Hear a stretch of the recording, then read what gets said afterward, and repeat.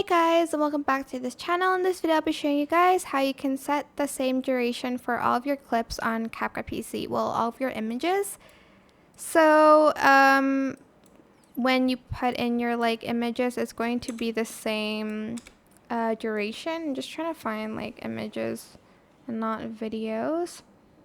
Okay, let's select these ones. As you can see, they're 3 seconds each, and you can only do it before you add the images. So make sure you go to menu, settings, edit, and here's where you can change the image duration. I want it to be 2.5 seconds each.